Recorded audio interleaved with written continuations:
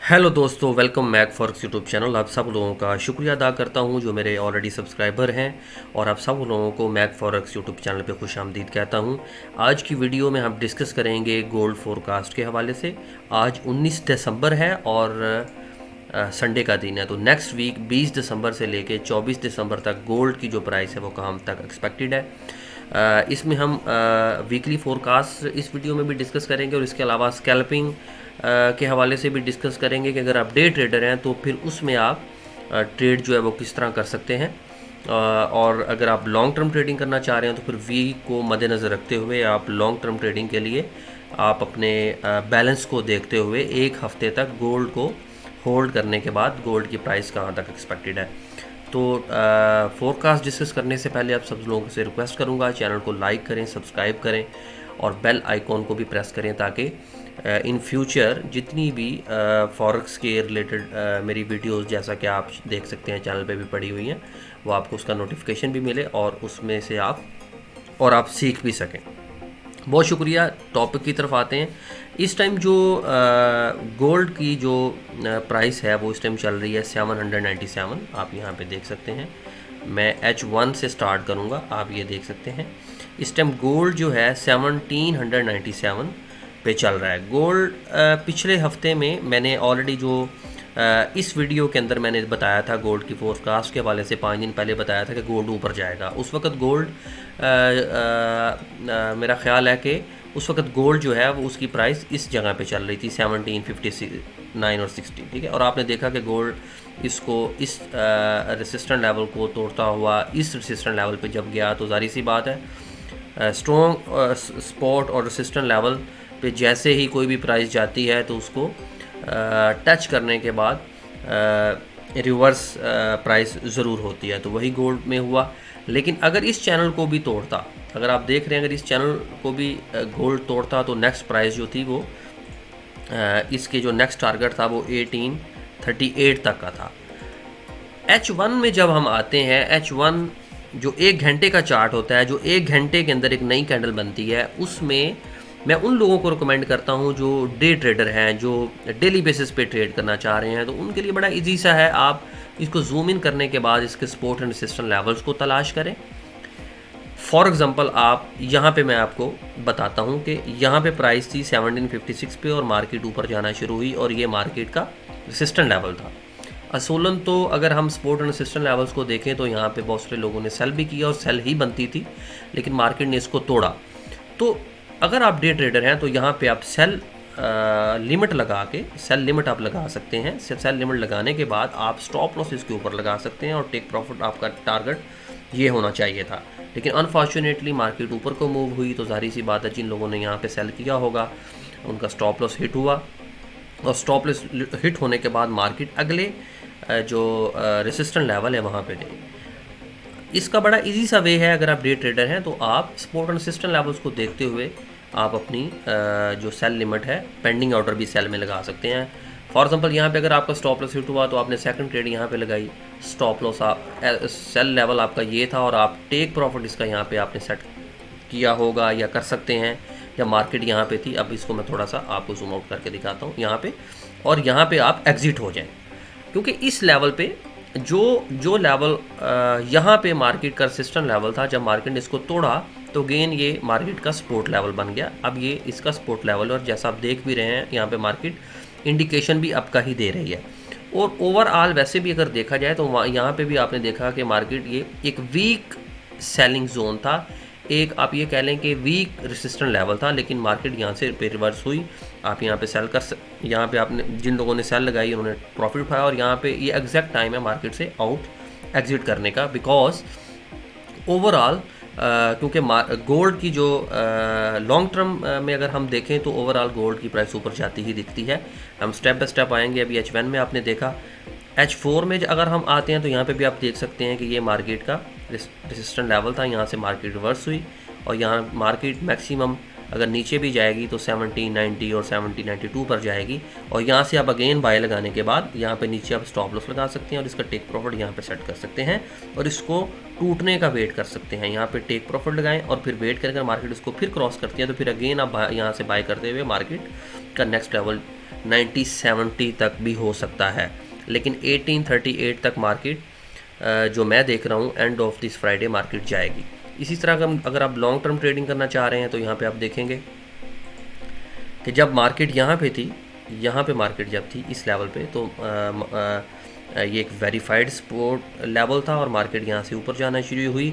यहाँ से क्योंकि ये एक लाइक वीक रेसिस्टेंट लेवल आप इसको बोल सकते हैं या वीक सेलिंग जोन बोल सकते हैं, तो मार्केट थोड़ा सा नीचे आ रही है। जिस तरह आप H1 में अगर देखेंगे तो ज़ाहिर सी बात इसमें कैंडल्स आप इजीली इसको देख सकते हैं कि H1 में यहाँ पे मार्केट नीचे आई, लेकिन ओवरऑल मार्केट ने जब इस लेवल को तोड़ा, ये देखें मार्केट ने जब इस लेवल को तोड़ा तो मार्केट ओवरऑल जो नज़र आ रहा है वो मार्केट ऊपर ही जाएगी। जो प्रेडिक्शन है 80 to 90% मार्केट ऊपर ही जाएगी। यहाँ से मार्केट होपफुली हो सकता है मार्केट थोड़ी सी यहाँ से नीचे है, लेकिन ये वीक सेलिंग जोन था, वीक रेसिस्टेंट लेवल है, तो मार्केट इसको तोड़ते हुए एंड ऑफ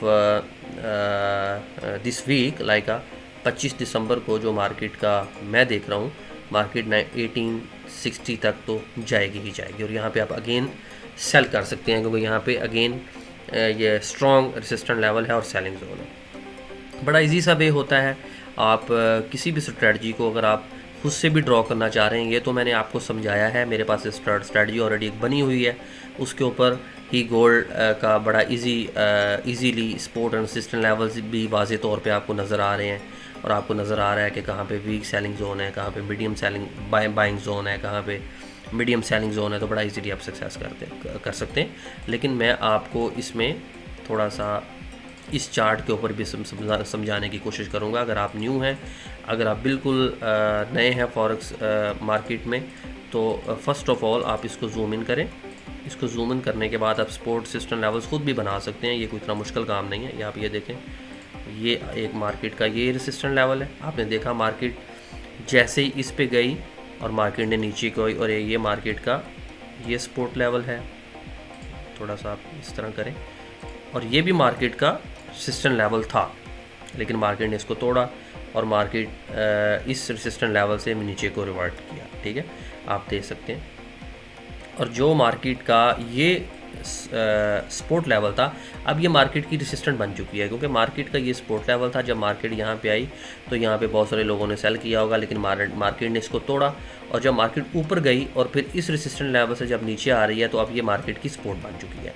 यहाँ पे अब बाइंग बनती है, यहाँ पे बाइंग बनती है। हाँ, ये एक चीज़ और मैं आपको यहाँ पे क्लियर करता चलूँ, अगर मार्केट इसको अगेन तोड़ती है तो फिर मार्केट अगेन सेलिंग जोन में चली जाएगी, लेकिन पॉसिबिलिटी जो है वो नहीं है।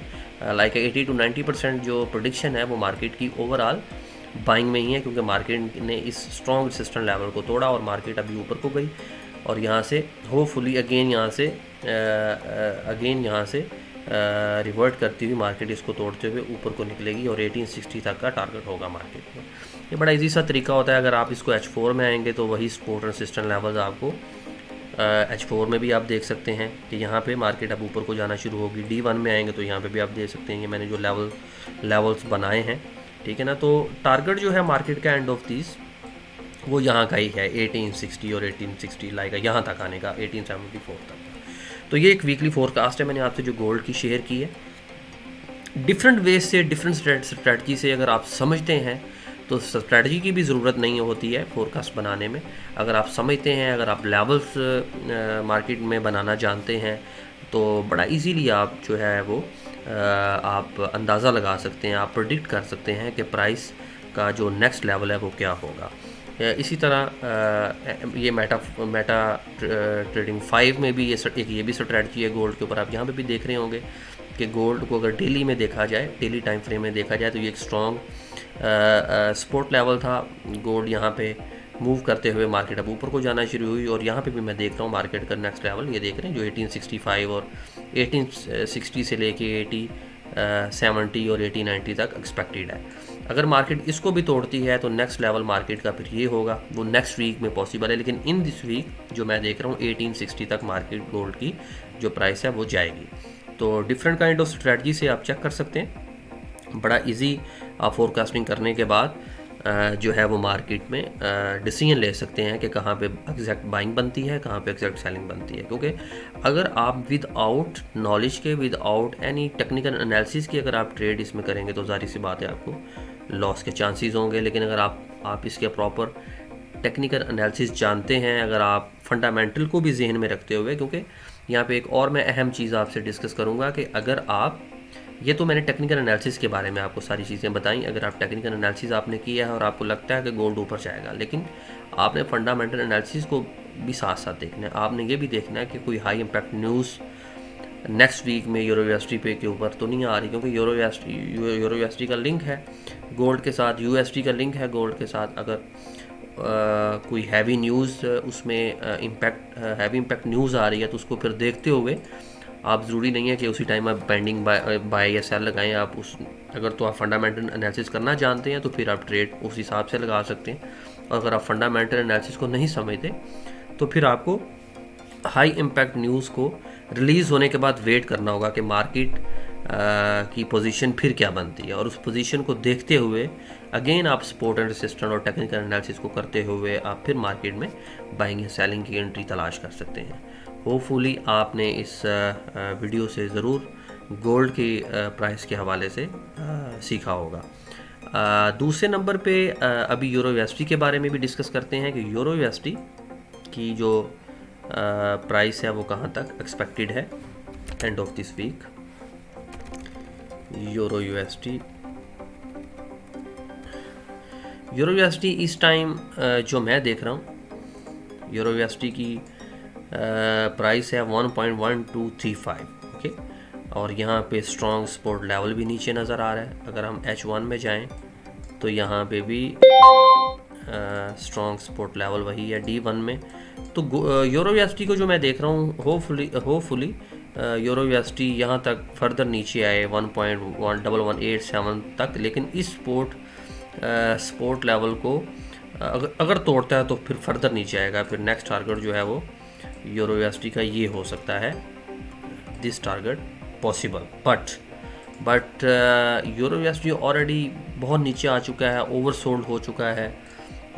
तो यहाँ से अगर मार्केट इसको टच करती है और इसको नहीं तोड़ती और यहाँ पे एक बाइंग कैंडल भी बनती है, अभी तो आप बेरिश कैंडल देख रहे हैं, बेरिश कैंडल यहाँ पे क्लोज होती है D1 की, और अगेन एक बुलिश कैंडल बनती है और वो भी बुलिश में क्लोज होती है, तो फिर यूरो यूएसडी यहाँ से होता हुआ, यूरो यूएसडी 1.1198 से होता हुआ नेक्स्ट टारगेट यूरो यूएसडी का 1.352 एंड ऑफ दिस वीक होगा।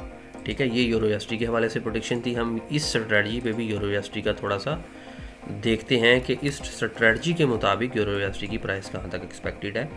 तो आप ये भी देख रहे होंगे, ये देखें D1,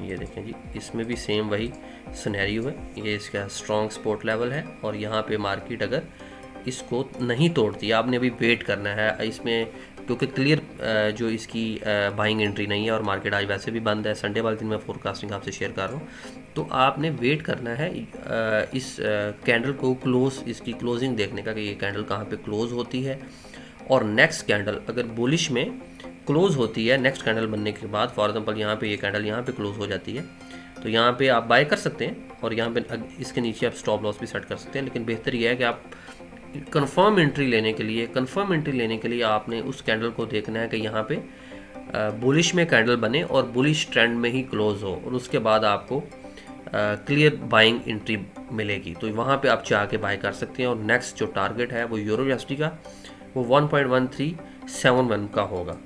तो ये यूरो यूएसडी की फोरकास्ट थी। Thank you so much for watching this video. अगर कोई भी क्वेश्चन हो, आप मेरी हर वीडियो की डिस्क्रिप्शन में व्हाट्सएप भी दिया हुआ है, आप व्हाट्सएप पे भी रब्ता कर सकते हैं। Thank you so much for watching.